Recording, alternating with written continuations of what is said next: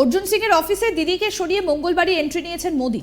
জল্পনা চলছে অর্জুনের বিজেপিতে যোগ কি একেবারে পাকাপাকি। এর মধ্যেই উত্তরবঙ্গ থেকে বুধবার ইঙ্গিতপূর্ণ মন্তব্য করলেন বাংলার মুখ্যমন্ত্রী মমতা বন্দ্যোপাধ্যায়। অর্জুন প্রসঙ্গে এদিন মমতাকে প্রশ্ন করা হলে তিনি বলেন, ও এখনও বিজেপি সাংসদ। তৃণমূল এবার অর্জুন সিংকে লোকসভা নির্বাচনে প্রার্থী করেনি। টিকিট না পেয়েই বিদ্রোহের সুর শোনা গিয়েছে অর্জুন সিং এর গলায়। সংবাদ মাধ্যমে নিজের মতামত জানাতে গিয়ে অর্জুন সাফ বলছেন, তৃণমূল কংগ্রেসে তিনি অবাঞ্ছিত। একই সঙ্গে তিনি বলেন, এই সমগ্র বিষয়টা পরিকল্পনা করেই তাকে সরানো হয়েছে। বিজেপিতে যোগ নিয়ে অর্জুন সিং কি বলছেন এই মুহূর্তে সিদ্ধান্তের কথা বলতে পারবো না, নিলে জানাবো নিশ্চিতভাবে। তবে এখানে আর আমার প্রয়োজন নেই মনে হয়েছে। যেভাবে আমাকে ছুড়ে ফেলা হলো, আমার প্রয়োজনীয়তা কমে গেছে। জানা যাচ্ছে এরপরই অর্জুনের ক্ষোভ প্রশমনে তৎপর হয়েছিল তৃণমূল নেতৃত্ব।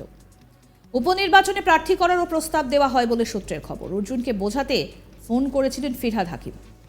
যদিও তাতে মন গলেনি অর্জুনের, বরং সুর চড়িয়ে ব্যারাকপুরের বিদায়ী সাংসদ হুঙ্কার দিয়ে বললেন, এবার ব্যারাকপুরে পার্থ ভৌমিক বনাম অর্জুন সিং। আর এদিন মমতা বন্দ্যোপাধ্যায়ও ইঙ্গিতপূর্ণ মন্তব্য করলেন। শিলিগুড়ি থেকে বললেন, ও এখনও বিজেপি সাংসদ। কি বললেন মুখ্যমন্ত্রী এই প্রসঙ্গে শোনাই আপনাদের। না না, আমার কিছু বলেন, ও তো এখনো বিজেপির এমপি। ও কিন্তু বিজেপির এমপিশিপ ছাড়েনি, এটা মাথায় রাখবেন। ও এখনো বিজেপির এমপি আছে, বিজেপির টিকিট ইলেক্টেডে আছে। সুতরাং এটা ওর স্বাধীনতা, ও কোন পার্টিতে দাঁড়াবে না দাঁড়াবে, আমরা পলিটিক্যালি লড়াই করব। আমাদের প্রার্থী ব্যারাকপুরে পার্থ ভৌমিক, যে আমাদের ইরিগেশন মিনিস্টার ছিল, খুব ভালো ছেলে, এবং আমি আশা করি পার্থ ভৌমিক মানুষের পুরো সমর্থন পাবে। একই সঙ্গে ভাই বাবুনকে নিয়ে আক্ষেপের সুর শোনা যায় মুখ্যমন্ত্রী মমতা বন্দ্যোপাধ্যায়ের গলায়। বললেন, আমাদের কেউ এরকম নয়, বড় হলে কারুর লোভ বেশি বেড়ে যায়। পরিবারকে বাদ দিয়ে খেলা খেলুক, ওকে আমি আজ থেকে পরিবারের সদস্য বলে মনে করি না। ওর সঙ্গে আজ থেকে সব সম্পর্ক শেষ হয়ে গেল। আমার ভাই বলে কেউ পরিচয় দেবেন না। শুনুন কি বললেন মুখ্যমন্ত্রী এই বিষয়ে।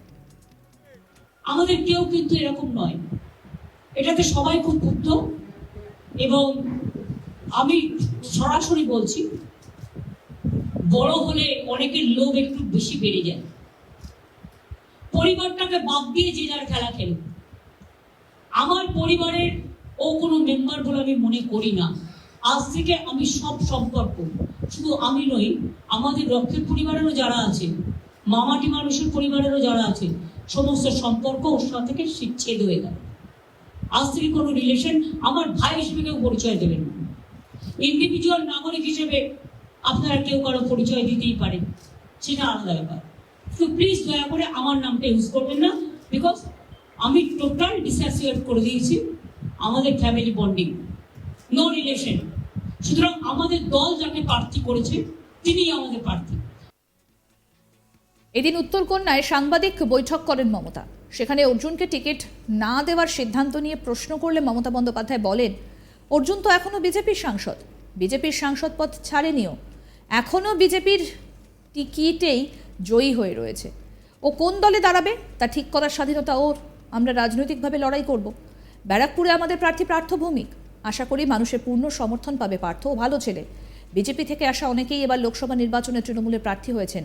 তাহলে অর্জুন রাত কেন? এই প্রশ্নের জবাবে মমতা বলেন, যারা তৃণমূলকে ভালোবেসে এসেছে, দলকে ভালোবেসে এসেছে, যারা দলের প্রতি অঙ্গীকারবদ্ধ থেকেছে, আমি একা কিন্তু দলের সিদ্ধান্ত নিই না, সকলে মিলে সিদ্ধান্ত গ্রহণ করা হয়। তৃণমূল অনেক বড় পরিবার, যেখানে যে যোগ্য তার নিরিখে প্রার্থী করা হয়েছে।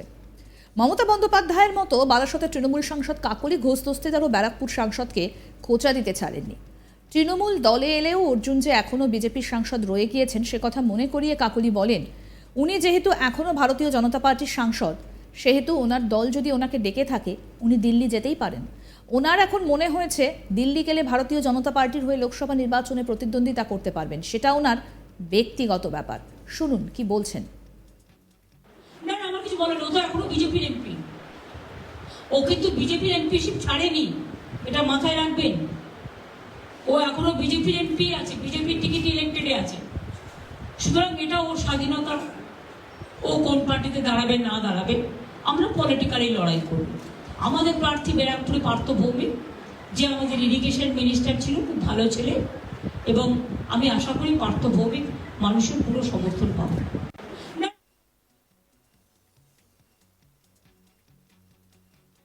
আরও আপডেট পেতে দেখতে থাকুন আজ তাক বাংলার ইউটিউব চ্যানেল, সাবস্ক্রাইব করে নিন।